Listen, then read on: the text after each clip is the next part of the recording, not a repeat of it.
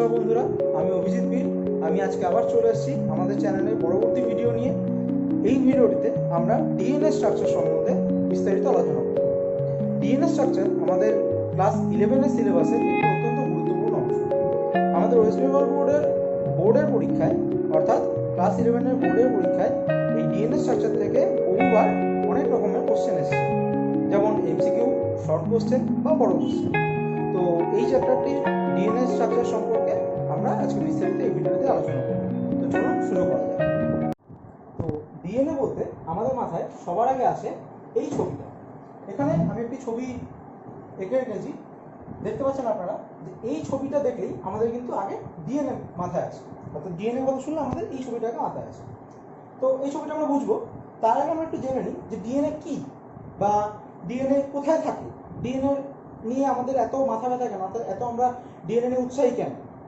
তো চলুন সেগুলো জানার আগে জেনে নিই ডিএনএ কি। ডিএনএ এর ফুল ফর্ম হচ্ছে ডিঅক্সি রাইবোনিউক্লিক অ্যাসিড। এই ডিঅক্সি রাইবোনিউক্লিক অ্যাসিড কথাটার মধ্যে আমরা নিউক্লিক অ্যাসিড বলে একটি টার্ম পাচ্ছি, অর্থাৎ নিউক্লিক অ্যাসিড একটি শব্দ যেটা ডিএনএ এর মধ্যে আমরা পাচ্ছি, ডিএনএ ফুল ফর্মের মধ্যে আমরা পাচ্ছি। তো নিউক্লিক অ্যাসিড কি? নিউক্লিক অ্যাসিড হলো জীবদেহের মধ্যে থাকা এমন একটি জৈব অণু বা বলা ভালো জৈব পলিমার, যা জীবের দেহের এবং জীবের বংশগতির বিভিন্ন বৈশিষ্ট্য এবং জীবের বিভিন্ন বংশধারার বৈশিষ্ট্য নির্ধারণ ও জীবের বৈশিষ্ট্য বহন করে। তো আমরা আজকে ডিএনএর যে বিশেষ মডেলটি নিয়ে আলোচনা করব, সেটা বিজ্ঞানী ওয়াটসন এবং ক্রিকের দেওয়া ডিএনএর ডাবল হেলিক্স মডেল। এই মডেলটি বিজ্ঞানী ওয়াটসন এবং ক্রিক প্রথম আবিষ্কার করেছিলেন এবং পরবর্তীকালে বিশ্বের বিভিন্ন বিজ্ঞানীর দ্বারা এই মডেলটি অ্যাপ্রুভড হয়। তো এই মডেলটি আমরা সাধারণত যে কোনো সময় ডিএনএ স্ট্রাকচার এর ক্ষেত্রে দেখে থাকি। তবে বলে রাখা ভালো যে এই ওয়াটসন ক্রিক মডেল ছাড়াও ডিএনএ কিন্তু আরও অনেক রকমের হয় এবং ডিএনএ কিন্তু আরও অনেক রকম মডেল রয়েছে, যদিও সেগুলো সবকটি এই ওয়াটসন ক্রিক মডেলের মতোই বা তার আশেপাশেই সেগুলো ঘোরাফেরা করে, তবুও ওয়াটসন ক্রিক মডেল ছাড়াও কিন্তু ডিএনএর আরও অনেক রকম মডেল দেখা যায়। ওয়াটসন ক্রিক মডেলটা সাধারণত বিডিএনএ বা দেহকোষের যে নর্মাল ডিএনএ, অর্থাৎ যেই ডিএনএ আমাদের বংশগতির ধারা নির্ধারণ এবং বংশগতি বৈশিষ্ট্য বহন করতে সহায়তা করে, সেই ডিএনএর ওপরই তৈরি করা এই ওয়াটসন এবং ক্রিক মডেল। তো আজকে আমরা এই মডেল নিয়ে আলোচনা করব। তো ডিএনএ কি? ডিএনএ বলতে আমাদের মাথায় কিন্তু প্রথমেই এরকম একটি ছবি আসে, যেটা আমরা বিভিন্ন জায়গায়, বিভিন্ন বইতে, বিভিন্ন ছবিতে, বিভিন্ন মুভি, সিনেমায় আমরা দেখে থাকি। ডিএনএ বলতে কিন্তু আমাদের মাথায় সবার আগে এই ছবিটি ভেসে ওঠে। তো আমরা ছবিটার স্ট্রাকচার সম্বন্ধে জানবো, ছবিটা এরকম কেন, ছবিটার মধ্যে কী বিশেষত্ব রয়েছে, সেগুলো সব সম্বন্ধে আমরা জানবো।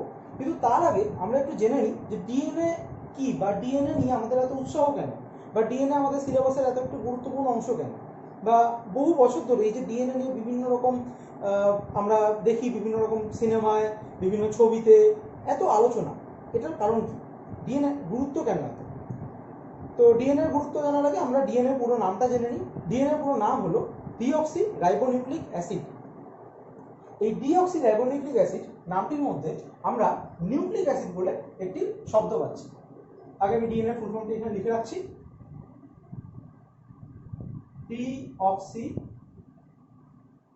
রাইবো রাইবো নিউক্লিক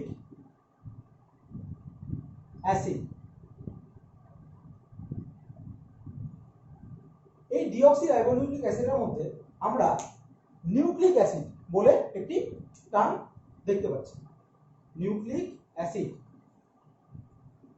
এই নিউক্লিক অ্যাসিড কি? নিউক্লিক অ্যাসিড হলো জীবদেহের মধ্যে থাকা এমন একটি জৈব অণু বা বলা ভালো জৈব পলিমার, যা জীবের বংশগতির বৈশিষ্ট্য এবং জীবের বংশগত বৈশিষ্ট্য নির্ধারণ ও বহন করতে সহায়তা করে। অর্থাৎ আমরা হামেশাই শুনে থাকি যে আমরা আমাদের এই বৈশিষ্ট্যটি আমাদের মায়ের থেকে পেয়েছি, বা এই বৈশিষ্ট্যটি আমরা বাবার থেকে পেয়েছি, বা এই বৈশিষ্ট্যটি আমরা মায়ের ফ্যামিলির দিক থেকে পেয়েছি, অর্থাৎ মা, তার দাদা অর্থাৎ মামা, আমাদের দাদু দিদা, এরকম। আবার কিছু ক্ষেত্রে আমরা শুনে থাকি কিছু বৈশিষ্ট্য আমরা আমাদের বাবার ফ্যামিলির দিক থেকে, অর্থাৎ যেমন আমাদের ঠাকুরদা ঠাকুমা এদের দিক থেকে বা কাকা এদের দিক থেকে পেয়েছি। তো এই যে একটা বংশগত ধারা, অর্থাৎ আমরা কথায় কথায় যে বলি এই বংশগত ধারা, এই বংশগত ধারা নির্ধারণ এবং বংশগত ধারার বিভিন্ন বৈশিষ্ট্য বহন করা, অর্থাৎ এক প্রজন্ম থেকে আরেক প্রজন্মে বহন করা, এই প্রধান কাজটা করে হচ্ছে এই নিউক্লিক অ্যাসিড। এবারে নিউক্লিক অ্যাসিডের সংজ্ঞায় আমি বললাম যে জৈব অণু বা জৈব পলিমার। এখানে আমি জৈব পলিমার কথাটা ইউজ করছি। এই জৈব পলিমার কথাটা ইউজ করার প্রধান কারণ হচ্ছে, আমি যদি বলি যে জৈব টার্মটা আমরা কেন ইউজ করলাম। জৈব টার্মটা ইউজ করছি কারণ এটা আমাদের জীবদেহে রয়েছে এবং এটা আমাদের জীবদেহের একটি কোষের অংশ, অর্থাৎ যে কোনো কোষের অংশ, তাই জন্য এখানে জৈব শব্দটি আসছে। এবং পলিমার কথাটা কেন আসছে? পলিমার কথাটা এই জন্য আসছে, আমরা যারা কেমিস্ট্রিতে পলিমার পড়েছি তারা জানি যে পলিমার হলো একই রকম দেখতে এবং একই রকম বৈশিষ্ট্যযুক্ত প্রচুর ইউনিটের, অর্থাৎ প্রচুর মনোমারের সংগঠনে তৈরি হয় একটি পলিমার, এবং এই সংগঠন একটি নির্দিষ্ট নিয়ম অনুসারে চলতে থাকে। তো ডিএনএ বা যে কোনো নিউক্লিক অ্যাসিড সাধারণত এই পলিমার হয় এবং সেটা জীবদেহে থাকে বলে একে জৈব পলিমার বলা হয়। তো নিউক্লিক অ্যাসিড, তাহলে আমরা বললাম যে নিউক্লিক অ্যাসিড কি এবং নিউক্লিক অ্যাসিড আমাদের কি কাজে লাগে বা নিউক্লিক অ্যাসিড আমাদের দেহে কি কাজ করে। এবার আমরা নিউক্লিক অ্যাসিডের একটু ভাগ দেখে নিই। ডিএনএ ছাড়াও আমরা নিশ্চয়ই, যারা বায়োলজি পড়ি তারা ডিএনএ ছাড়াও নিশ্চয়ই আরএনএ নামক একটি পদার্থের নাম শুনেছি। ডিএনএর সাথেই সাধারণত এই পদার্থটির নাম উচ্চারণ হয়। এই আরএনএও একটি নিউক্লিক অ্যাসিড। নিউক্লিক অ্যাসিডের প্রধানত দুটি ভাগ, নিউক্লিক অ্যাসিড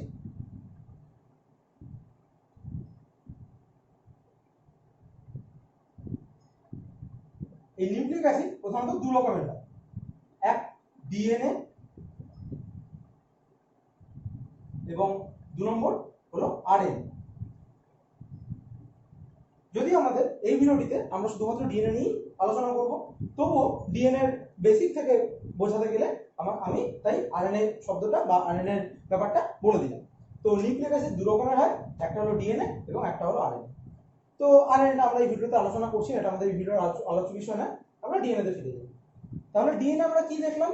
ডিএনএ একটি বায়ো পলিমার বা জৈব অণু, যে জৈব অণু কি হয়, পলিমারিক অণু হয়, অর্থাৎ দীর্ঘ চেইন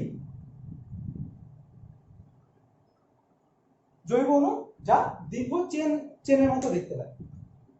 এছাড়া ডিএনএ এর আরেকটি কি কাজ, ডিএনএ আমাদের দেহের জেনেটিক ম্যাটেরিয়াল হিসেবে কাজ করে। নাও জেনেটিক ম্যাটেরিয়াল কি? একটু আগে আমি যখন বললাম যে বংশগত বৈশিষ্ট্য নির্ধারণ এবং তার বহন, অর্থাৎ এক জেনারেশন থেকে আরেক জেনারেশন বা এক প্রজন্ম থেকে আরেক প্রজন্মে এই বংশগত বৈশিষ্ট্যকে বহন করে নিয়ে যাওয়া, এই যে কাজটা, এই কাজটা যে করে তাকে বলা হয় আমাদের জেনেটিক ম্যাটেরিয়াল। তো আমাদের এই জেনেটিক ম্যাটেরিয়াল হিসেবে কাজ করে আমাদের এই ডিএনএ। ডিএনএ জেনেটিক ম্যাটেরিয়াল হিসেবে কাজ করলেও ডিএনএ এর বিভিন্ন রকম স্ট্রাকচার তৈরি হয়। জেনেটিক ম্যাটেরিয়াল হিসেবে প্রধানত আমাদের কোষে যে জিনিসটা থাকে তাকে বলা হয় ক্রোমোজোম। এই ক্রোমোজোম কিন্তু ডিএনএ দিয়েই তৈরি। বলা ভালো, আমাদের কোষের একটি ডিএনএ আমাদের কোষের একটি ক্রোমোজোম তৈরি করে, অর্থাৎ one DNA is equivalent to one chromosome in our cell। তো ডিএনএ আমরা জানলাম, তাহলে ডিএনএ একটি বায়োপলিমার বা জৈব অণু, এটি একটি লং চেইন তৈরি করে, এবং তাহলে ডিএনএ যদি পলিমার হয় তাহলে অবভিয়াসলি তার একটা মনোমার থাকবে। সেই মনোমারটার নাম হলো নিউক্লিওটাইড। এখানে আমরা দেখতে পাচ্ছি ডিএনএ, আমি একটু গঠন বোঝাতে চাইছি। দেখো, ডিএনএ ইউনিট আমি লিখেছি নিউক্লিওটাইড, তাহলে ডিএনএ আমি একটা পলিমার হিসেবে দেখতে পাচ্ছি যার ইউনিট কি, আমার নিউক্লিওটাইড। তাহলে পলিমারের ইউনিটকে আমরা কি বলে থাকি সাধারণত? মনোমার। তাহলে আমি নিউক্লিওটাইডকে একটি মনোমার বলে চিহ্নিত করতে পারি? অবশ্যই পারি। তাহলে নিউক্লিওটাইড কি, আমার ডিএনএ মনোমার।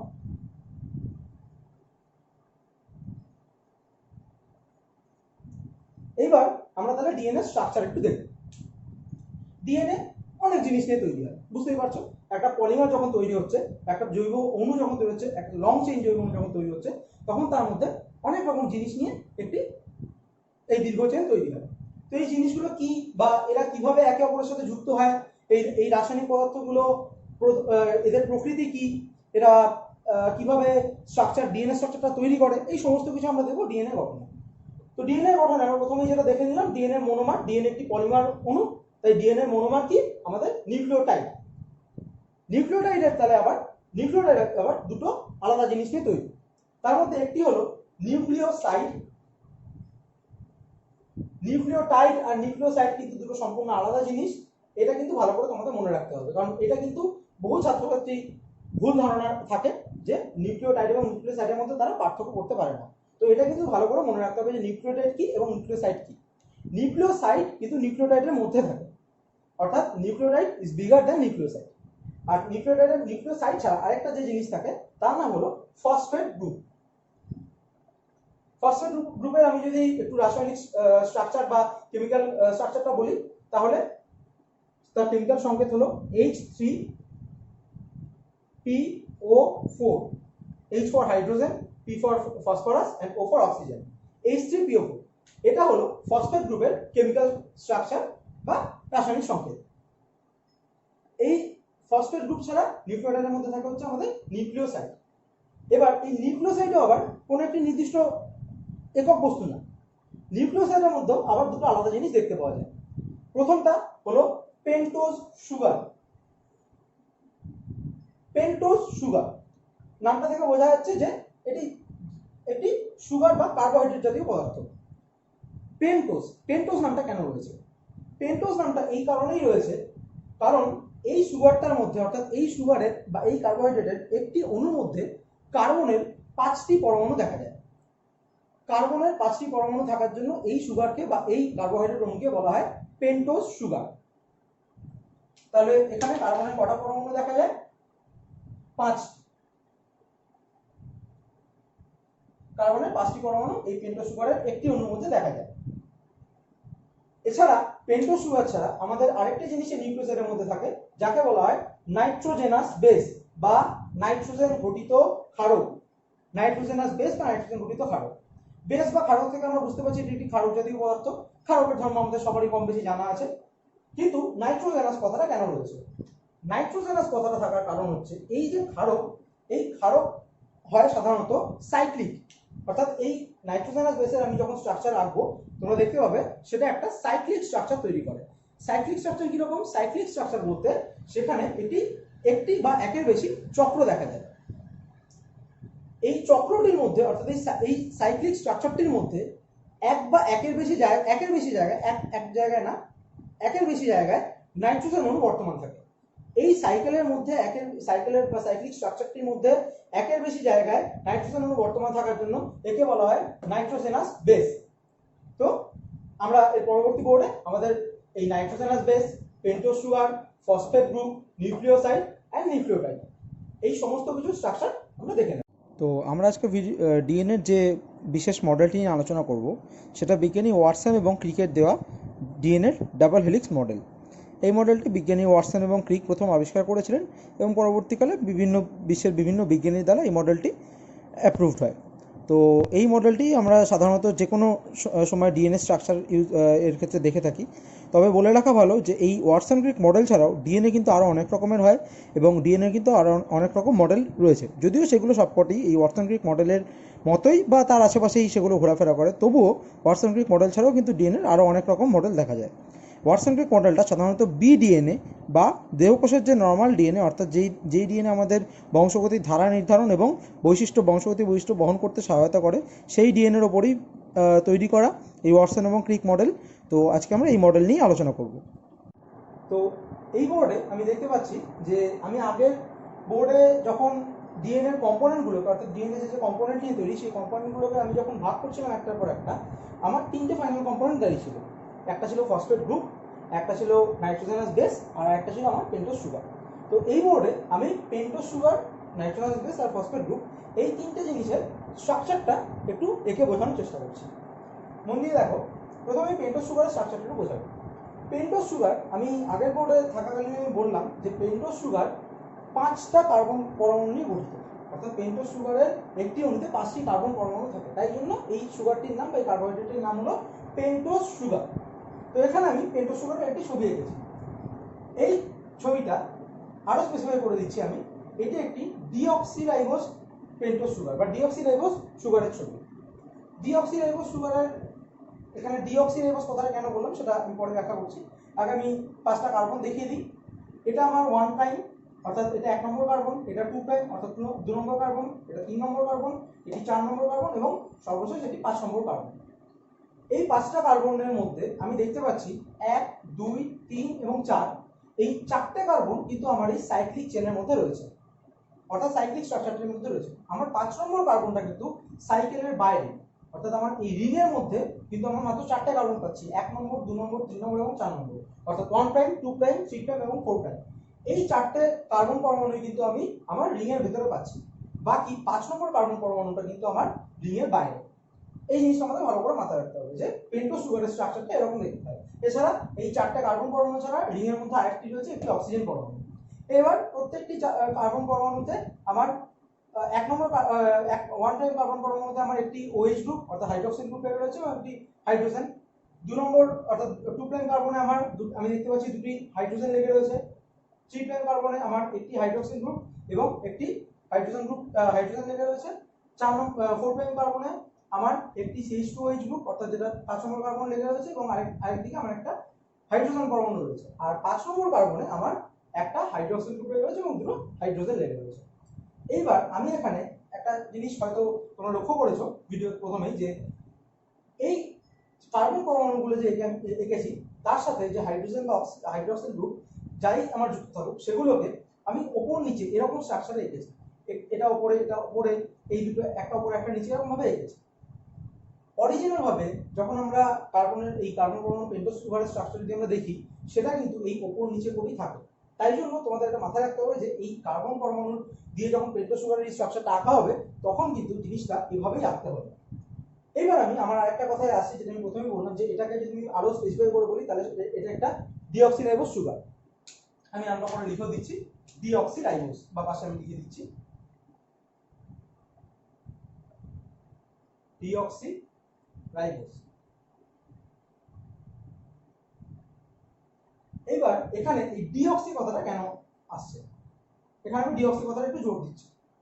ডিঅক্সি কথাটা আসছে কারণ আমরা যদি এই স্ট্রাকচারের 2 নম্বর অর্থাৎ 2 প্রাইম কার্বনের দিকে এবার দেখি একটু, তাহলে আমরা দেখব 2 প্রাইম কার্বনে আমার দুটোই হাইড্রোজেন পরমাণু লেগে রয়েছে। যেখানে আমি 1 প্রাইম কার্বনে আমার একটা হাইড্রোক্সিল গ্রুপ লেগে রয়েছে, 3 প্রাইম কার্বনে আমার একটা হাইড্রোক্সিল গ্রুপ লেগে রয়েছে, 5 প্রাইম কার্বনে একটা হাইড্রোক্সিল গ্রুপ লেগে রয়েছে, কিন্তু 2 প্রাইম কার্বনে কিন্তু আমার দুটোই হাইড্রোজেন লেগে রয়েছে।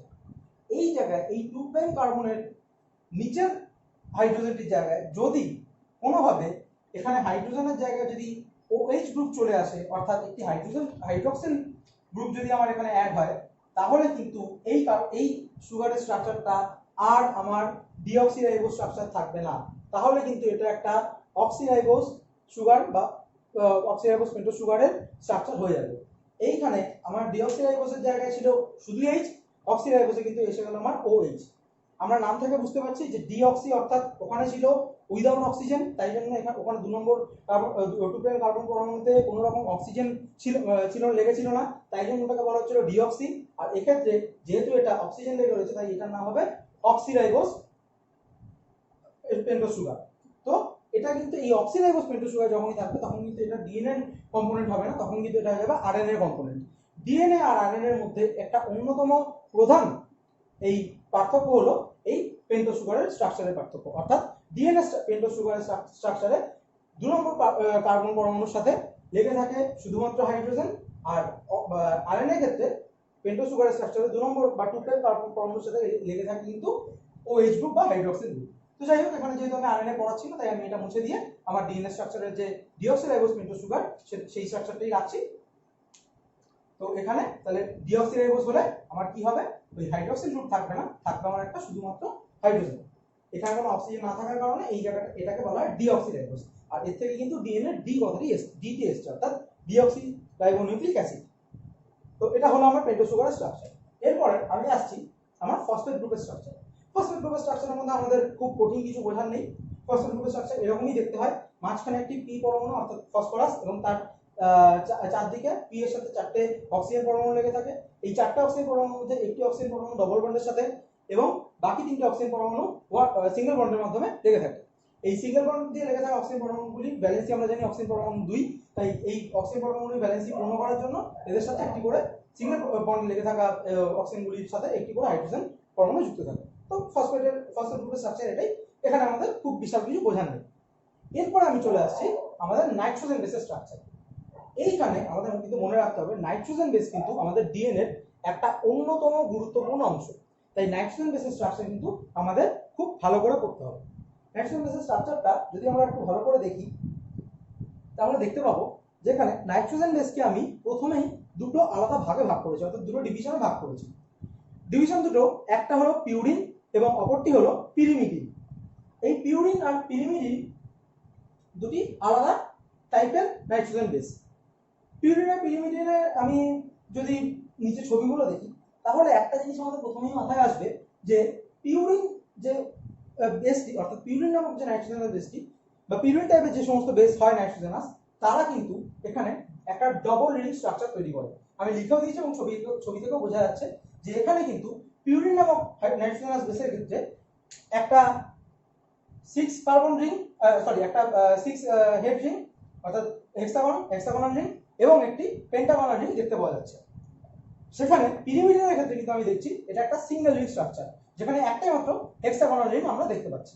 তো এটা কিন্তু আমার পিউরিন আর পিরিমিডিন নামক নাইট্রোজেনাস বেস দুটোর মধ্যে প্রধান পার্থক্য, যে purine base double ring structure হয় এবং pyrimidine base single ring structure হয়। পিউরিন বেসের ডাবল রিং এর মধ্যে একটি থাকে হেক্সাগোনাল রিং যেখানে 6টা প্রান্ত থাকে, আর একটি থাকে আমার পেন্টাগোনাল রিং যেখানে আমার 5টা প্রান্ত থাকে। তো এই পিউরিন আর পিরিমিডিনকে আমরা নাইট্রোজেনাস বেস কেন বলি, আমি আগের বোর্ডেই বলেছিলাম যে পিউরিন আর পিরিমিডিন মানে নাইট্রোজেনাস বেসের মধ্যে যে রিং স্ট্রাকচার তৈরি হয় তার মধ্যে রিং এর কিছু অংশ নাইট্রোজেন দিয়ে তৈরি, অর্থাৎ রিং এর মধ্যে নাইট্রোজেন থাকে, তাই জন্য এগুলোকে নাইট্রোজেনাস রিং বলা হয় বা নাইট্রোজেনাস বেস বলা হয়। তো এখানে আমি দেখে নিই প্রথমে পিউরিন আর আচ্ছা নাইট্রোজেন বেস তাহলে আমার দু রকমের হলো, একটা পিউরিন একটা পিরিমিডিন। এবার আমি পিউরিনের স্ট্রাকচারে আসি। প্রথমে আমি দেখে নিই পিউরিন। পিউরিনের আমি যদি দেখি যে দুটো রিং এর মধ্যে আমি প্রথমে আগে হেক্সাগোনাল রিংটাকে কমপ্লিট করব। হেক্সাগোনাল রিং এ আমি এখানে নাম্বারিং করে দিয়েছি যে কোনটা কত নম্বর এন। তো আমার হেক্সাগোনাল রিং এর কাউন্টিং শুরু হয় এখান থেকে, অর্থাৎ এই নাইট্রোজেন পরমাণুটি থেকে। নাইট্রোজেন পরমাণুটি 1 নম্বর এন্ডে রয়েছে, তাহলে 1 নম্বর, এটা 2 নম্বর, 2 নম্বর এন্ডে আমার কার্বন দেখা যাচ্ছে, 3 নম্বর এন্ডে আবার নাইট্রোজেন, 4 নম্বর এন্ডে কার্বন, 5 নম্বর এন্ডে কার্বন, 6 নম্বর এন্ডেও কার্বন। তাহলে আমি দেখতে পেলাম আমার 1 2 3 4 5 এই 6 এই যে 6টা এন এর মধ্যে 1 নম্বর 3 নম্বর এই দুটো এন্ডে আমার হেক্সাগোনাল রিং এর মধ্যে দুটো নাইট্রোজেন পরমাণু রয়েছে। বাকি এন্ডগুলোতে কিন্তু আমার কার্বন পরমাণু দেখা যাচ্ছে। এরপর আমি চলে আসি আমার পেন্টাগোনাল রিংটা। পেন্টাগোনাল রিংয়ে কিন্তু আমার 7 এবং 9 নম্বর এন্ডে আমি দুটো নাইট্রোজেন পরমাণু দেখতে পাচ্ছি, যেখানে 8 নম্বর এন্ড কিন্তু আমার কার্বন পরমাণু দিয়ে তৈরি। এবং আমার মনে রাখতে হবে যে যেহেতু এটা এখানে পিউরিনের মধ্যে দুটো রিং অর্থাৎ একটি হেক্সাগোনাল রিং এবং একটি পেন্টাগোনাল রিং একসাথে মার্জ হয়ে থাকে, এখানে কিন্তু আমার দুজনের কমন যদি এন্ড আমি দুটো বলতে চাই তাহলে কিন্তু আমার 4 নম্বর এবং 5 নম্বর কার্বন পরমাণু আমাকে এই হেক্সাগোনাল রিং আর পেন্টাগোনাল রিং কিন্তু যুক্ত করতে সাহায্য করেছে। অর্থাৎ হেক্সাগোনাল আর পেন্টাগোনাল দুটোর ক্ষেত্রে কিন্তু কমন এন্ড এই 4 আর 5 নম্বর কার্বন পরমাণু, এটা কিন্তু আমাদের মাথায় রাখতে হবে। তাহলে আমি এই পিউরিন বেসের মধ্যে আমি যদি টোটাল দেখি যে পিউরিন বেসের রিং স্ট্রাকচারের মধ্যে কোন কোন জায়গায় নাইট্রোজেন পরমাণু রয়েছে। আমি রিং স্ট্রাকচারের মধ্যে কেন বললাম, কারণ আমি এখানে দেখতে পাবো একটু ভালো করে লক্ষ্য করলেই যে রিং এর বাইরে কিন্তু এখানে একটি NH2 গ্রুপ বা অ্যামিনো গ্রুপ এবং এখানে একটি শুধু N পরমাণু রয়েছে। অর্থাৎ এইখানে এই এনটি নাইট্রোজেন এবং এইখানে এই নাইট্রোজেন এরা কিন্তু আমার রিং এর মধ্যে নেই। তাই আমি আলাদা করে স্পেসিফাই করে বলে দিলাম যে আমার রিং এর মধ্যে যদি আমি দেখতে চাই কোন কোন পজিশনে আমার নাইট্রোজেন পরমাণু রয়েছে, তাহলে কিন্তু আমার উঠে আসবে 1 3 7 এবং 9। অর্থাৎ 1 3 7 9 এই চারটে রিং এর মধ্যে এই চারটে পজিশনে আমি কিন্তু চারটে নাইট্রোজেন পরমাণু দেখতে পাচ্ছি। এছাড়া বাকি রিং এর মধ্যে যে পজিশন রয়েছে সেগুলো সবকটা কার্বন পরমাণু দ্বারা অকুপাইড। এবার আমি এখানে কতগুলো ডাবল বন্ড দেখতে পাচ্ছি। তো যাই হোক, পিউরিন বেস সম্বন্ধে আমরা এখানে আলোচনাটা থামাচ্ছি। হ্যাঁ, আমি এখানে যে পিউরিন বেসের ছবি এঁকেছি সেটা আমি যদি পার্টিকুলার ভাবে বলে দিই তাহলে সেটা একটি অ্যাডেনিন পিউরিন বেসের স্ট্রাকচার। এছাড়াও অ্যাডেনিন ছাড়াও পিউরিন বেস আরো এক রকম হয়, সেটা হচ্ছে গুয়ানিন। তো এটা আমার এত অবধি ছিল পিউরিন বেসের স্ট্রাকচার। এবার আমি চলে যাব একটা পিরিমিডিন বেসের স্ট্রাকচার কিরকম হয়। পিরিমিডিন বেস আমি প্রথমেই বলে নিয়েছি যে সেটা একটা সিঙ্গেল রিং স্ট্রাকচার। এটা এখানে একটা মাত্র হেক্সাগোনাল রিং থাকে। এই একটা মাত্র হেক্সাগোনাল রিং এর মধ্যে আমি যদি আবার এখানে রিং স্ট্রাকচারের মধ্যে কোন কোন জায়গায় নাইট্রোজেন রয়েছে সেটা দেখি, তাহলে কিন্তু এখানে আমার 1 3 এই দুটো জায়গাতে আমি আমার নাইট্রোজেন পরমাণু দেখতে পাবো। এছাড়া বাকি যে জিনিসগুলো রয়েছে অর্থাৎ বাকি যে পার্টগুলো রয়েছে সেগুলোর যে পজিশনগুলো রয়েছে অর্থাৎ 2 6 4 এবং 5 এই চারটে জায়গায় কিন্তু আমরা কার্বন পরমাণু দেখতে পাচ্ছি। এখানে রিং এর বাইরে একটি মাত্র নাইট্রোজেন পরমাণু দেখা যাচ্ছে উপরে একটি অ্যামিনো গ্রুপে, সেটা 4 নম্বর পজিশনে কার্বন পরমাণুর সাথে যুক্ত, আর 2 নম্বর পজিশনে কার্বন পরমাণুর সাথে একটা অক্সিজেন ডাবল বন্ড দ্বারা যুক্ত রয়েছে। তাহলে এখানে আমি দেখতে পেলাম যে এই এটা যে আমার একটা হেক্সাগোনাল রিংয়ের মাধ্যমে আমি যে পিরিমিডিন বেস দেখতে পারি, সেই মানে যে স্ট্রাকচার পাই, সেই পিরিমিডিন বেসের 1 নম্বর এবং 3 নম্বর পজিশনে কিন্তু আমার দুটো নাইট্রোজেন বেস বর্তমান। এছাড়া একটি নাইট্রোজেন বেস বর্তমান যেটা রিংয়ের বাইরে থাকে। তো সেই রিংয়ের বাইরে যে নাইট্রোজেন বেস থাকে সেটা নিয়ে আমার কোনো মাথা ব্যথা নেই। আমার কিন্তু প্রধান গুরুত্বপূর্ণ বিষয় হচ্ছে রিংয়ের মধ্যে কোন জায়গাগুলো নাইট্রোজেন বেস থাকে।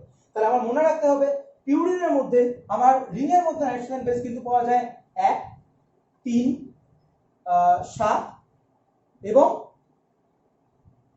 9 নম্বর। এই চারটে পজিশনে পিউরিন বেসের মধ্যে আমি কিন্তু রিংয়ের মধ্যে নাইট্রোজেন পরমাণু দেখতে পাই। এবং আমি যদি সেটা পিরিমিডিনের ক্ষেত্রে দেখি তাহলে কেবলমাত্র কিন্তু আমার 1 এবং 3 এই দুটি পজিশনে আমি কিন্তু রিংয়ের মধ্যে নাইট্রোজেন পরমাণুকে দেখতে পাবো। আচ্ছা, আমি যেখানে পিরিমিডিন বেসের যে ছবিটা এঁকেছি সেটা যদি স্পেসিফাই করে দিই তবে সেটা একটি সাইটোসিন বেসের স্ট্রাকচার। সাইটোসিন ছাড়াও পিরিমিডিন বেস আরো দুই রকমের হয়, সাইটোসিন, থায়ামিন এবং ইউরাসিন। এই থায়ামিন এবং ইউরাসিন নামে আরো দুটি পিরিমিডিন বেস দেখতে পাওয়া যায়। আর অ্যাডেনিন ছাড়া পিরিমিডিন বেস আর এক রকমেরই হয়, সেটা হচ্ছে গুয়ানিন। তো এটা ছিল আমার নাইট্রোজেনাস বেসের স্ট্রাকচার। তাহলে আমি এখানে পেন্টোজ সুগারের স্ট্রাকচার দেখলাম, আমি ফসফেট গ্রুপের স্ট্রাকচার দেখলাম এবং আমরা দেখলাম কি নাইট্রোজেনাস বেসের স্ট্রাকচার। নাইট্রোজেনাস বেসের মধ্যে আমি দুটো ভাগ দেখিয়েছি, অর্থাৎ একটি পিরিমিডিন এবং একটি পিউরিন। আচ্ছা, এইখানে আমাদের একটু মনে রাখতে হবে, একটা আমি ট্রিক বলে দিতে পারি, যেটা আমরা যেই ট্রিকটা ইউজ করে আমরা মনে রাখি, সেটা হচ্ছে পিউরিন আর পিরিমিডিন এই নাম দুটো যদি আমরা একটু ভালো করে দেখি তাহলে দেখা যাবে পিরিমিডিন নামটা কিন্তু পিউরিন নামটির থেকে স্পেলিং বা সব দিক দিয়ে বড়। আমাদের ট্রিকটা হচ্ছে যে নামটা বড় তার ক্ষেত্রে রিংয়ের স্ট্রাকচার কিন্তু ছোট, অর্থাৎ তার ক্ষেত্রে রিংয়ের স্ট্রাকচার কিন্তু একটি মাত্র হেক্সাগোনাল রিং দিয়ে তৈরি। অর্থাৎ পিরিমিডিনের রিংয়ের স্ট্রাকচার কিন্তু একটি মাত্র হেক্সাগোনাল রিং দিয়ে তৈরি। সেখানে পিউরিনের নামটি ছোট কিন্তু পিউরিনের রিংয়ের স্ট্রাকচার কিন্তু একটা হেক্সাগোনাল এবং একটা পেন্টাগোনাল রিং দিয়ে তৈরি, অর্থাৎ সেখানে স্ট্রাকচারটা কিন্তু বড়। অর্থাৎ এটা একটা আমরা মনে রাখার ট্রিক যে যে বেসের নাম ছোট সেই বেসের স্ট্রাকচার বড়, যে বেসের নাম বড় সেই বেসের স্ট্রাকচার ছোট। এটা জাস্ট আমি ট্রিক হিসেবে বলে রাখলাম, হয়তো তোমাদের সুবিধা হতে পারে। তো এরপর আমরা ডিএনএ গঠন, অর্থাৎ কিভাবে এই pentose sugar, phosphate group, nitrogenous base এই সমস্ত কিছু মিলিয়ে একটি ডাবল হেলিক্স দ্বিতন্ত্রী ডিএনএ তৈরি হয় সেটা আমরা এবার দেখে নেব এখানে। তাহলে আগের বোর্ডে আমরা ডিএনএর যে কম্পোনেন্টগুলো ছিল, অর্থাৎ যে একক ইউনিট কম্পোনেন্ট ছিল, অর্থাৎ নাইট্রোজেনাস বেস, পেন্টোজ সুগার এবং ফসফেট গ্রুপ, আগের বোর্ডে আমরা এই তিনটে কম্পোনেন্টের স্ট্রাকচার দেখলাম। এবার আমরা এই বোর্ডে দেখতে পাচ্ছি এখানে আমি ডিঅক্সিরাইবোনিউক্লিক অ্যাসিড বা ডিএনএ একটা ইরাবোরের স্ট্রাকচার রেখেছি। এই ছবিটা আপনারা দেখতে পাচ্ছেন, এটা বোর্ডে এখানে রয়েছে। যে আমরা প্রথমে বললাম যে ডিএনএ স্ট্রাকচার বলতে আমাদের বা ডিএনএ বলতে আমাদের মাথায় এরকম একটা ছবি মাথায় আসে। এইবার এই ছবিটার স্ট্রাকচারটা কীভাবে তৈরি হয়, তো এখানে আমি দেখতে পাচ্ছি, এখানে আমি যে বোর্ডে এঁকেছি যেটা, সেটা আগে একটু বলে দিই যে এখানে যে পঞ্চভুজ যেটা দেখা যাচ্ছে, পেন্টাগোনাল যে রিং স্ট্রাকচার দেখা যাচ্ছে, সেটা আমার পেন্টোজ সুগার, আমি এস দিয়ে মার্ক করেছি। তার সাথে একটা একটা সার্কুলার স্ট্রাকচার দেখা যাচ্ছে যেটা পি বলে মার্ক করেছি, সেটা হলো আমার ফসফেট গ্রুপ। আর সুগারের সাথে এইদিকে লেগে রয়েছে একটা করে স্কোয়ার স্ট্রাকচার, যেটাকে আমি নাইট্রোজেনাস বেস বলে মার্ক করছি। তো নাইট্রোজেনাস বেসগুলোর মধ্যে আমি বিভিন্ন নাইট্রোজেনাস বেসের নাম লিখে রেখেছি, যেমন A for adenine, P for thymine, G for guanine, C for cytosine and এখানেও তাই সিআরজি একই।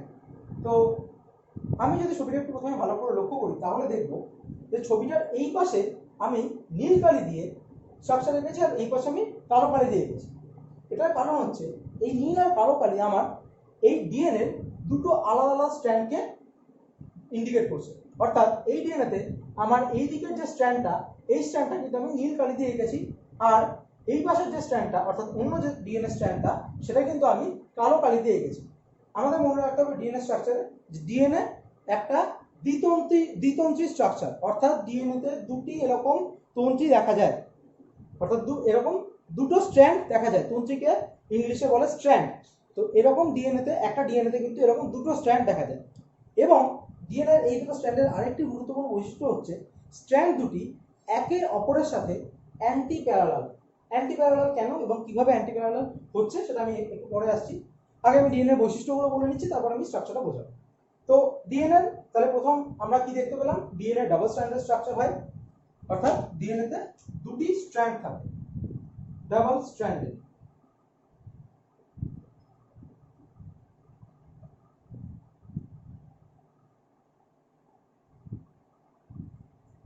অনেক সময় ডিএনএ কে ডাবল স্ট্র্যান্ডের সাথে আরেকটা জিনিসও বলা হয়, সেটা হচ্ছে double helical. Double helical structure.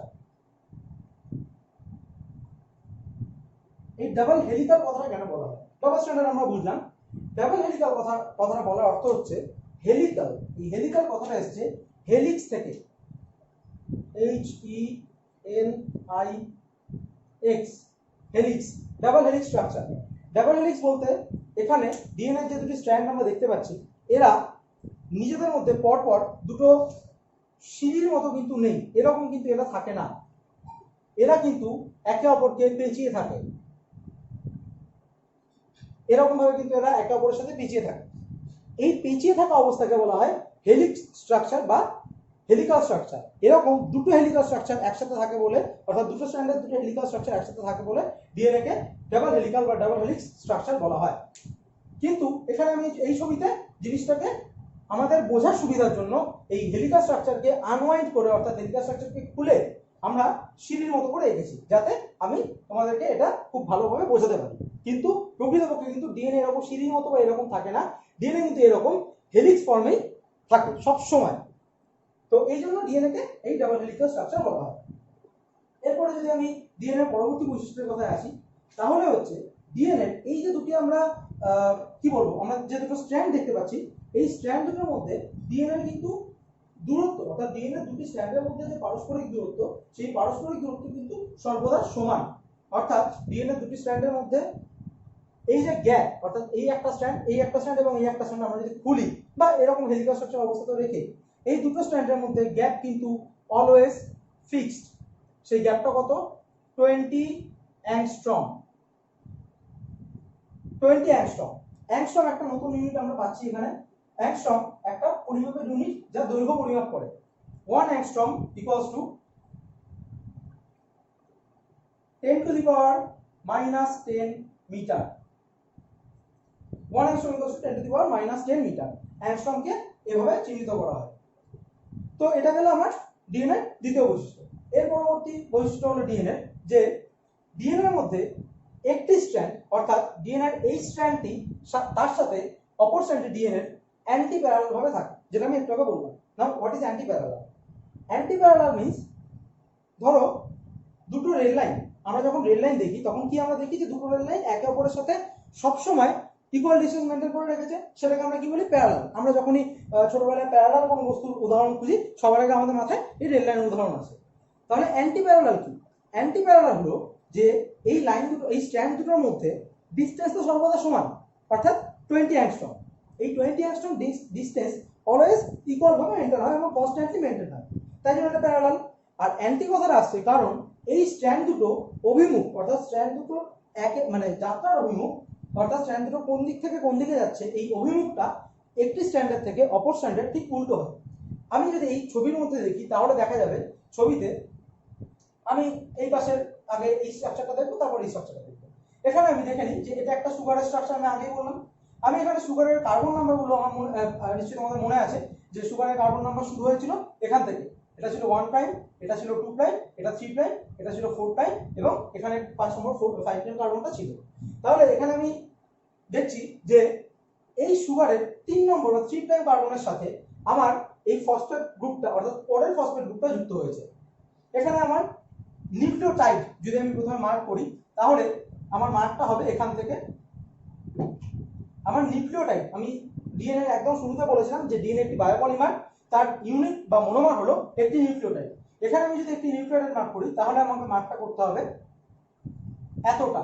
অর্থাৎ একটি নিউক্লিওটাইডের মধ্যে কি কি থাকে আমি যখন ভাগ করেছিলাম তখনই দেখেছিলাম, সেখানে একটা পেন্টোজ সুগার থাকে, একটা নাইট্রোজেনাস বেস থাকে এবং একটা ফসফরাস বা গ্রুপ থাকে বা ফসফেট গ্রুপ থাকে। তো এটা হলো আমার একটি নিউক্লিওটাইড। আমি কিন্তু আবার বলছি নিউক্লিওটাইড, টি।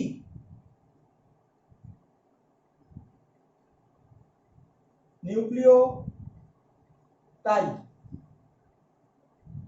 এই নিউক্লিওটাইডের মধ্যে আবার রয়েছে আমার একটি নিউক্লিওসাইড। নিউক্লিওসাইড ছাড়া নিউক্লিওটাইডের মধ্যে থাকে ফসফেট গ্রুপ, অর্থাৎ তাহলে ফসফেট গ্রুপটাকে যদি আমি বাদ দিয়ে দিই, তাহলে বাকি যে পার্টটা পড়ে থাকে, অর্থাৎ এই একটি সুগার এবং একটি নাইট্রোজেনাস বেস, এই পার্টটাকে নিয়ে তৈরি হয় আমাদের নিউক্লিওসাইড। তাহলে এই পার্টটাকে আমি নিউক্লিওসাইড বলে মার্ক করতে পারি, এটা আমার ফসফেট গ্রুপ। তাহলে নিউক্লিওসাইড নিউক্লিওটাইড আর ফসফেট গ্রুপের মধ্যে কাছে কি হলো। এইবার আমি যদি আবার এই সুগারের জায়গাটা চলে আসি, যে সুগারে আমি দেখতে পাচ্ছি 3 নম্বর বা 3 প্রাইম কার্বনের সাথে পরবর্তী নিউক্লিওটাইড, এটা একটা নিউক্লিওটাইড, তাহলে এটা আমার আরেকটা নিউক্লিওটাইড হবে। তাহলে এই নিউক্লিওটাইডের পেন্টোজ সুগারের 3 নম্বর কার্বনের সাথে পরবর্তী নিউক্লিওটাইডের ফসফেট গ্রুপ যুক্ত হয়। কি বললাম আরেকবার, এই নিউক্লিওটাইড প্রথম নিউক্লিওটাইডের 3 নম্বর বা 3 প্রাইম কার্বনের সাথে পরবর্তী নিউক্লিওটাইডের ফসফেট গ্রুপ যুক্ত হয়। তাহলে আমার এই নিউক্লিওটাইড অর্থাৎ প্রথম যে একটি নিউক্লিওটাইড তার সাথে পরবর্তী নিউক্লিওটাইড যুক্ত কিভাবে হয়, প্রথম নিউক্লিওটাইডের পেন্টোজ শর্করার 3 নম্বর বা 3 প্রাইম কার্বনের সাথে যুক্ত হয় পরবর্তী নিউক্লিওটাইডের ফসফেট গ্রুপ। এই যে ফসফেট গ্রুপের সাথে আগের নিউক্লিওটাইডের পেন্টোজ শর্করা 3 নম্বর কার্বনের যোগ বা বন্ধন যে তৈরি হলো, এই বন্ধনটাকে বলা হয় ফসফোডাইএস্টার বন্ধন। এই ফসফোডাইএস্টার বন্ধনের মাধ্যমে প্রথম একটি নিউক্লিওটাইডের পেন্টোজ শর্করা 3 নম্বর কার্বন পরবর্তী নিউক্লিওটাইডের ফসফেট গ্রুপের সাথে যুক্ত হয়, এবং এই পরবর্তী নিউক্লিওটাইডের ফসফেট গ্রুপ বা সেই কোনো একটি নিউক্লিওটাইডের ফসফেট গ্রুপ সেই নিউক্লিওটাইডের পেন্টোজ সুগারের 5 নম্বর কার্বনের সাথে যুক্ত হয়। তাহলে আমি এখানে আরেকবার ক্লিয়ার করে বলছি, কি বললাম, কোনো একটি নিউক্লিওটাইডের মধ্যে থাকা ফসফেট গ্রুপ সেই নিউক্লিওটাইডের অর্থাৎ তার নিজের নিউক্লিওটাইডের পেন্টোজ শর্করার সাথে কিভাবে যুক্ত হয়, 5 নম্বর পেন্টোজ শর্করার 5 নম্বর কার্বন বা 5 প্রাইম কার্বনের মাধ্যমে। এই 5 প্রাইম কার্বনের মাধ্যমে ফসফেট গ্রুপে যুক্ত হওয়া যে বন্ধনী দিয়ে হয়, সেই বন্ধনীটাকে বলা হয় ফসফোডাইএস্টার বন্ধনী। আমি নামটা লিখে দিচ্ছি, ফসফোডাইএস্টার বন্ধনী। ফসফোর কথার অর্থ, মানে ফসফো কথাটা এখানে ব্যবহার করা হয়েছে কারণ বুঝতেই পারছি এটা ফসফেট গ্রুপের বন্ধন, তাই জন্য ফসফো কথাটা ইউজ করা হয়েছে। ফসফো die die ester bond, phosphodiester bond. এখানে আমি ফসফো কথাটা তো বুঝলাম যে এটা আমার ফসফেট গ্রুপ যুক্ত হয়েছে বলে ফসফো কথাটাই এসেছে।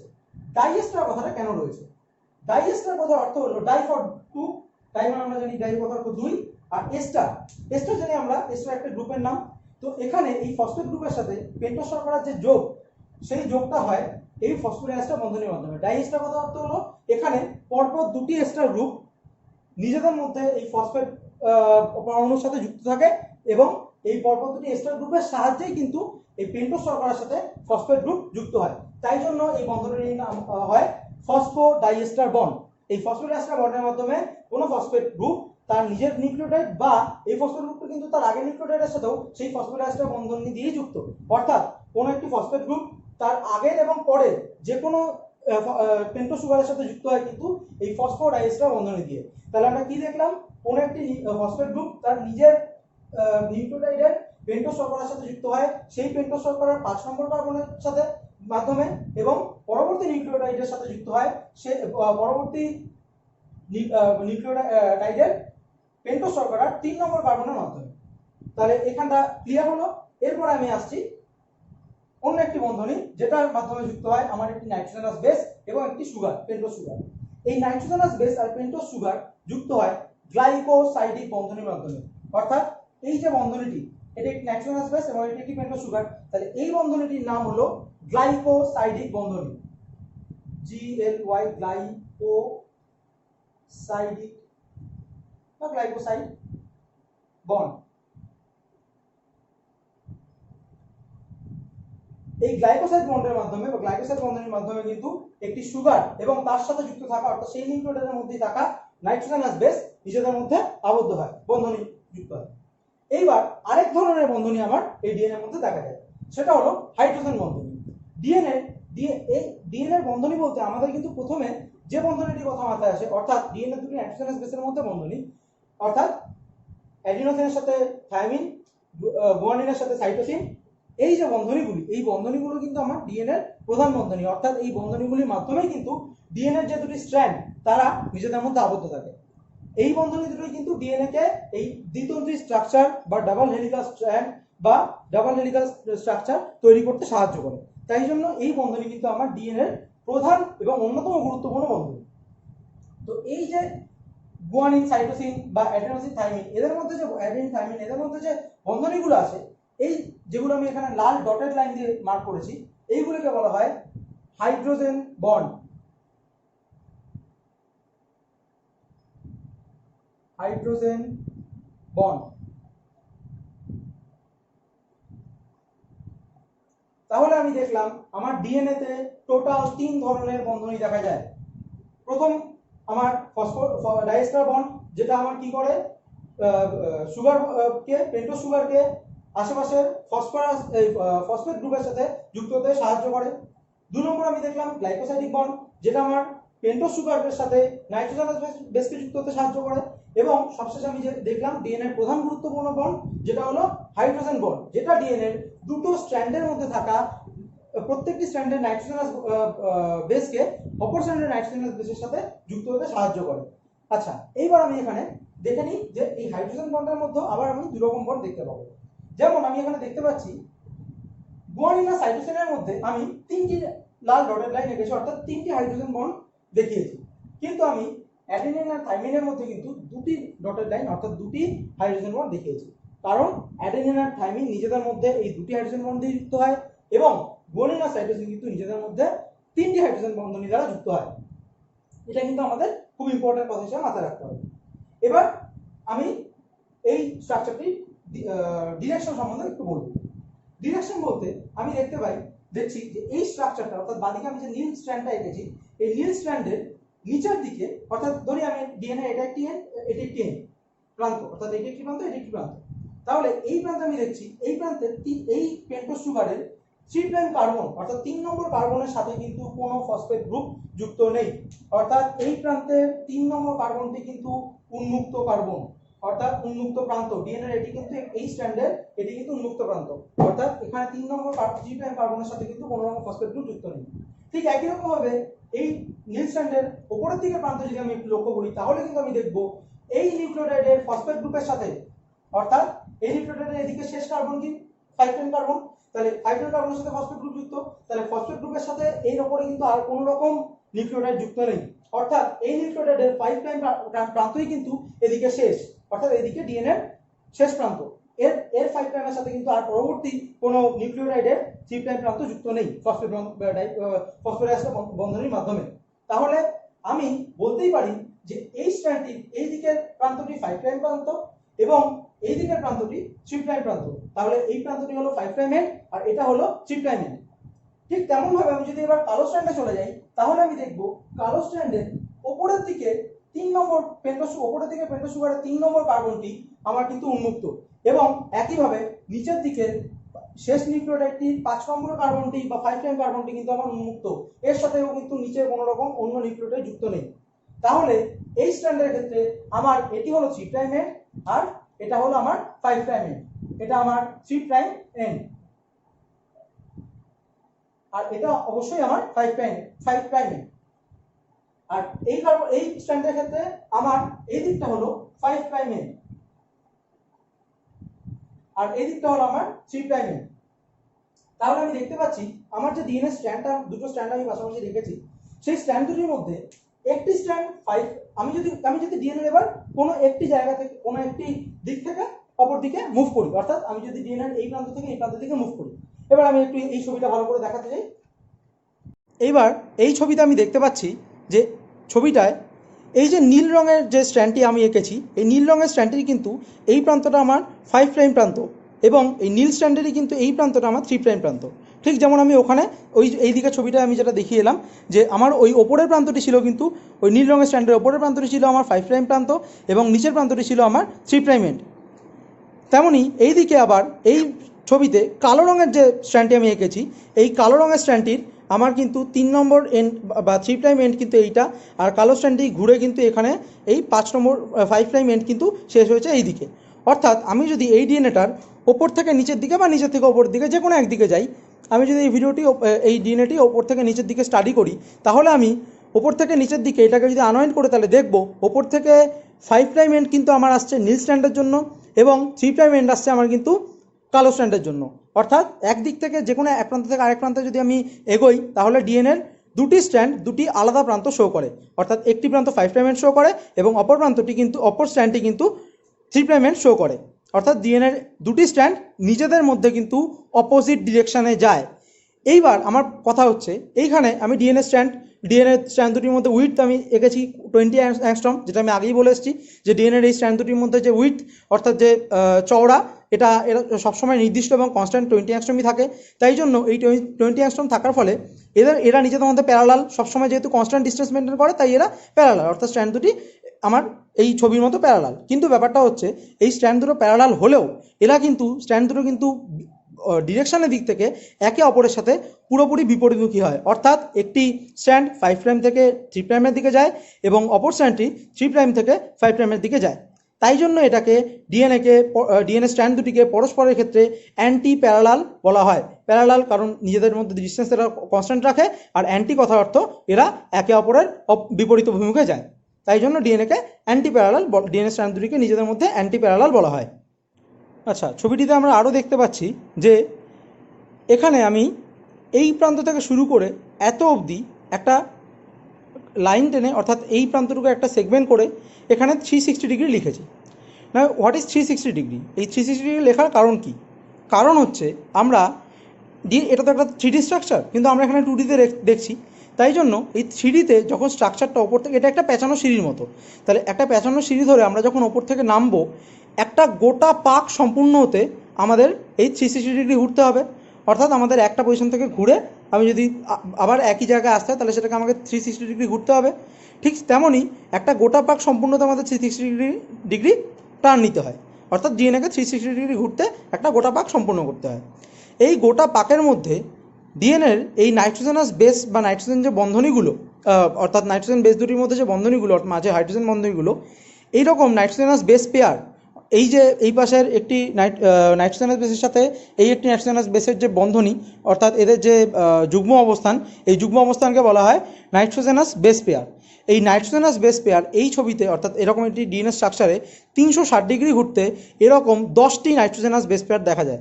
অর্থাৎ আমরা এখানে যদি গুণে দেখি 1 2 3 4 5 6 7 8 9 10, এরপরে কিন্তু আমার লাইনটা টেনে দিয়েছি আমি। অর্থাৎ এই 360 ডিগ্রি ঘুরতে আমার কিন্তু এরকম 10টা নাইট্রোজেনাস বেস পেয়ারের বন্ধনী আমাকে পার করতে হয়। অর্থাৎ 10টা প্রত্যেক 360 ডিগ্রি টার্নের জন্য বা পাকের জন্য ডিএনএর মধ্যে কিন্তু এরকম 10টি করে নাইট্রোজেনাস বেস পেয়ার দেখা যায়। তাহলে আমি দেখলাম আমার এই ডিএনএ স্ট্রাকচারটি 360 ডিগ্রি বা 360 ডিগ্রি একটি পাক প্রদক্ষিণ করতে ডিএনএকে 34 অ্যাংস্ট্রম দৈর্ঘ্য অতিক্রম করতে হয়। অর্থাৎ ডিএনএর একটি পাক ঘুরতে ডিএনএর দৈর্ঘ্য লাগে প্রায় 34 অ্যাংস্ট্রম। আর আমি আগে দেখে এলাম যে এই ডিএনএর একটি 360 ডিগ্রির মধ্যে প্রায় 10টি নাইট্রোজেনাস বেস পেয়ার বর্তমান, অর্থাৎ 10টি নাইট্রোজেনাস বেস যুগ্ম বর্তমান বেস পেয়ার। তাহলে 10টি নাইট্রোজেনাস বেস পেয়ারের মধ্যে যদি আমার দৈর্ঘ্য অতিক্রম প্রান্ত হয় 34 অ্যাংস্ট্রম, তাহলে প্রত্যেকটি, অর্থাৎ এই নাইট্রোজেনাস বেস পেয়ার, এই বেস পেয়ার আর এই বেস পেয়ারের মধ্যে আমার যে ডিস্টেন্স, অর্থাৎ এই যে অংশটুকু ডিস্টেন্স কিন্তু আমার হলো তাহলে 34 অ্যাংস্ট্রম বাই 10, অর্থাৎ 3.4 অ্যাংস্ট্রম। তাহলে আমার ডিএনএর প্রত্যেকটি বেস পেয়ারের মধ্যে দৈর্ঘ্য হলো, ডিস্টেন্স হলো 3.4 অ্যাংস্ট্রম। এছাড়া আমরা এই যে ডিএনএ স্ট্রাকচারটি, এই স্ট্রাকচারটিতে আমরা দেখতে পাই যে মোটামুটি এই সুগার আর ফসফেট কিন্তু আমাদের এই ডিএনএ মেরুদণ্ড বা ব্যাকবোন তৈরি করে। এই পেন্টোজ সুগার আর ফসফেট গ্রুপ এরা কিন্তু কাছাকাছি থেকে ডিএনএর এই ব্যাকবোনটা তৈরি করে, এবং এদের থেকে বাইরের দিকে প্রজেক্টেড অবস্থা থাকে এই নাইট্রোজেনাস বেসগুলো। ঠিক তেমনি এই স্ট্র্যান্ডের ক্ষেত্রেও তাই, সুগার আর ফসফেট মিলে এই যে ডিএনএ মেরুদণ্ড বা ব্যাকবোন তৈরি করে, এটাকে বলা হয় সুগার ফসফেট ব্যাকবোন। এই সুগার ফসফেট ব্যাকবোন আমার ডিএনএর প্রধান কাঠামো, অর্থাৎ ডিএনএর এই যে স্ট্র্যান্ড দুটি, এই স্ট্র্যান্ড দুটি কিন্তু আমার এই সুগার আর ফসফেট দিয়ে তৈরি।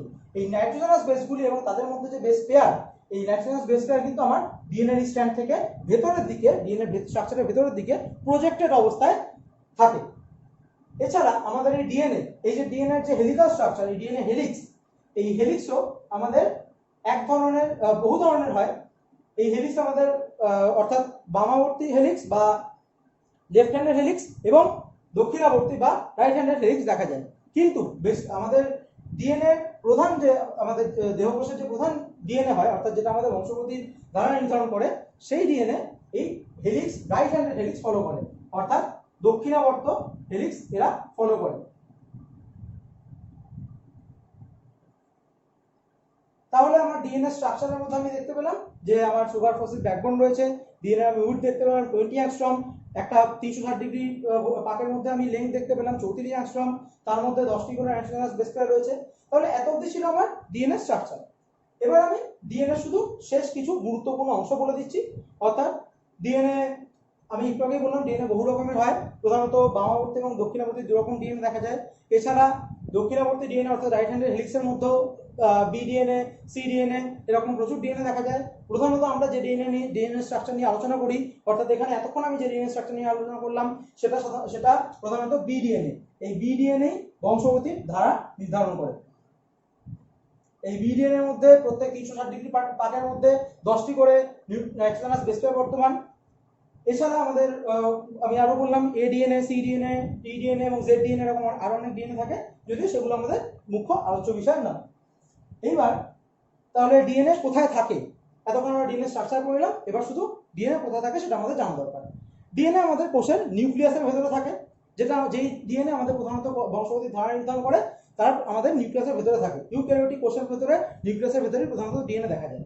এছাড়া কিছু কিছু সেল অর্গানেলিতে বা কোষীয় অঙ্গাণুতে কিছু অন্য ধরনের ডিএনএ দেখা যায়, ছোট ছোট কিছু ডিএনএ দেখা যায়। তারা হলো মাইটোকন্ড্রিয়া, ক্লোরোপ্লাস্টিড। এই দুটি কোষীয় অঙ্গাণুতে কিছু ছোট ছোট ডিএনএ দেখা যায়।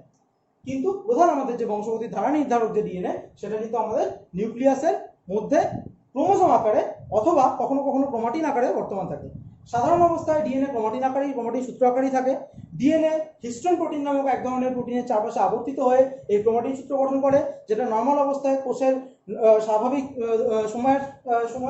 সময়ের সাথে কোষের নিউক্লিয়াসের ভেতরে অবস্থান করে জালিকা হিসেবে, সেটা হচ্ছে ক্রোমাটিন জালিকা বা ক্রোমাটিন সূত্র। এবং কোষ বিভাজনের সময় ডিএনএ এই ক্রোমাটিন সূত্র ক্রোমোজোমের আকারে রূপান্তরিত হয়। ডিএনএর এই মডেলটিতে বা ডিএনএর এই ছবিটিতে আমি মাঝখানে অর্থাৎ দুটি স্ট্র্যান্ডের মধ্যবর্তী অংশে যে সবুজ এবং লাল কালি দিয়ে যে অংশগুলি এঁকেছি, সেগুলো আমার নাইট্রোজেনাস বেস পেয়ার, আমরা আগেই সেটা পড়ে এসেছি। এবার এই নাইট্রোজেনাস বেস পেয়ারগুলির মধ্যে এই ছবিতে আমি লাল রং দিয়ে পিউরিন নাইট্রোজেনাস বেসগুলিকে এবং সবুজ রং দিয়ে পিরিমিডিন নাইট্রোজেনাস বেসগুলিকে মার্ক করেছি। এখানে আমরা দেখতে পাচ্ছি যে লাল আর সবুজ রঙের যে নাইট্রোজেনাস বেসগুলি রয়েছে, সেগুলি দুটি স্ট্র্যান্ডের মধ্যে বিক্ষিপ্তভাবে একটি নির্দিষ্ট সজ্জায় নানা রকমভাবে ছড়িয়ে রয়েছে। এখানে কোনো রকম নির্দিষ্ট প্যাটার্ন ছাড়াই এই ডিএনএটির মধ্যে এই পিউরিন এবং পিরিমিডিন বেসের সংখ্যা একটি নির্দিষ্ট সূত্রের দ্বারা নিয়ন্ত্রিত হয়। এই সূত্রটি বিজ্ঞানী চারগফ আবিষ্কার করেছিলেন, তাই জন্য এই সূত্রটিকে বলা হয় চারগফস ল বা চারগফের সূত্র। এই চারগফের সূত্র অনুযায়ী ডিএনএ স্ট্র্যান্ড দুটির মধ্যে যে নাইট্রোজেনাস বেসগুলি রয়েছে, তাদের একটি নির্দিষ্ট সূত্র দেখা যায়।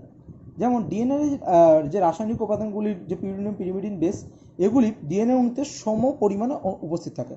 অর্থাৎ একটি ডিএনএতে যত পরিমাণ পিরিমিডিন বেস থাকবে, ঠিক সেই পরিমাণই পিউরিন বেস থাকবে। অর্থাৎ পিউরিন এবং পিরিমিডিন বেস এই একটি ডিএনএতে সম পরিমাণে উপস্থিত থাকে। তবে বিভিন্ন জীবের ক্ষেত্রে এই ডিএনএর মধ্যে যে পিউরিন এবং পিরিমিডিন বেসের সংখ্যা, এটা কিন্তু বিভিন্ন জীবের ক্ষেত্রে আলাদা হতে পারে। আমাদের বিজ্ঞানী চারগফের সূত্র বলে যে একটি স্ট্র্যান্ডের মধ্যে, অর্থাৎ আমি যদি এখানে ডিএনএর নীল স্ট্র্যান্ডটির কথা ধরি, এই একটি স্ট্র্যান্ডের মধ্যে পিউরিন বেস যতগুলি থাকবে, পিরিমিডিন বেস কিন্তু তার সেই সংখ্যারই সমান থাকবে, এরকম কোনো কথা নেই। অর্থাৎ একটি ডিএনএর একটি স্ট্র্যান্ডের মধ্যে, অর্থাৎ শুধুমাত্র যদি নীল স্ট্র্যান্ড বা শুধুমাত্র কালো স্ট্র্যান্ডের কথা আমি ধরি, তাহলে কিন্তু তার মধ্যে পিউরিন এবং পিরিমিডিন বেস যে কোনো সংখ্যায় থাকতে পারে। কিন্তু চারগফের সূত্র এটাও বলে যে দুটি স্ট্র্যান্ডের মধ্যে, অর্থাৎ আমার বাঁদিকের নীল স্ট্র্যান্ডটিতে যে পরিমাণ পিউরিন বেস থাকবে, ঠিক সেই পরিমাণ পিরিমিডিন বেস আমার থাকতে হবে ডান দিকের কালো স্ট্র্যান্ডটিতে। এর কারণ হলো একটি পিরিমিডিন বেস কিন্তু অপর একটি পিউরিন বেসের সাথেই যুক্ত হতে পারে হাইড্রোজেন বন্ধনী দ্বারা। একটি পিরিমিডিন বেস কিন্তু একটি পিরিমিডিন বেসের সাথে যুক্ত হতে পারে না, বা একটি পিউরিন বেস অপর একটি পিউরিন বেসের সাথে যুক্ত হতে পারে না। সুতরাং আমার বাঁদিকের স্ট্র্যান্ডটিতে, অর্থাৎ নীল স্ট্র্যান্ডটিতে যদি আমার যে কটি ডিএনএর মধ্যে, বাঁদিকের স্ট্র্যান্ডটির মধ্যে আমার যে কটি পিউরিন বেস বর্তমান, আমার ডান দিকের স্ট্র্যান্ডটির মধ্যেও কিন্তু ঠিক সেই কটি পিরিমিডিন বেস বর্তমান থাকতে হবে। তবে কিন্তু আমার বাঁদিকের পিরিমিডিন বেসের বাঁদিকের স্ট্র্যান্ডগুলির বেসের সাথে ডান দিকের স্ট্র্যান্ডগুলির বেস সমানভাবে হাইড্রোজেন বন্ধনী দ্বারা যুক্ত হতে পারবে, এবং ডিএনএর এই যে মধ্যবর্তী উইথ 20 অ্যাংস্ট্রমের যে উইথটা, এটি কিন্তু সব জায়গায় সমান থাকবে, অর্থাৎ ডিএনএ স্ট্র্যান্ড দুটি কিন্তু নিজেদের মধ্যে প্যারালাল অবস্থায় বর্তমান থাকবে। ঠিক তেমন নীল স্ট্র্যান্ডের মধ্যে যে কটি পিউরিন বেস থাকে, কালো স্ট্র্যান্ডের মধ্যে ঠিক সেই কটি পিরিমিডিন বেস থাকতে হবে। অর্থাৎ এখানে এটাই বোঝা যাচ্ছে যে ডিএনএ দুটি স্ট্র্যান্ডের মধ্যে একটি স্ট্র্যান্ডে পিরিমিডিন বেসের সংখ্যা অপর স্ট্র্যান্ডে পিউরিন বেসের সংখ্যা সমান হবে, এবং একটি স্ট্র্যান্ডে পিউরিন বেসের সংখ্যা অপর স্ট্র্যান্ডের পিরিমিডিন বেসের সংখ্যার সমান হবে। তবে ডিএনএর এই যে ডাবল হেলিকাল স্ট্রাকচার, এদের মধ্যে প্যারালালিটি, অর্থাৎ ডিএনএ দুটি স্ট্র্যান্ডের মধ্যে প্যারালাল অবস্থা বজায় থাকবে। আজকের ভিডিও আমার এত অবধিই ছিল। আপনাদের যদি ভিডিওটা ভালো লেগে থাকে তাহলে ভিডিওটা অবশ্যই লাইক করে দেবেন। যদি কিছু আপনাদের সাজেশন থাকে আপনারা কমেন্টে জানাতে পারেন, এবং আপনারা ভবিষ্যতে আমাদের কাছ থেকে আর কি চ্যাপ্টারের ওপর কি টপিকের ওপর ভিডিও চান সেটাও আপনারা কমেন্টে জানাতে পারেন। আর অবশ্যই আমাদের চ্যানেলটা সাবস্ক্রাইব করে দেবেন। এরকম প্রচুর সাবজেক্টের প্রচুর ভিডিও আমাদের রেগুলার আসতে থাকে, আপনাদের ভালো লাগবে। ধন্যবাদ।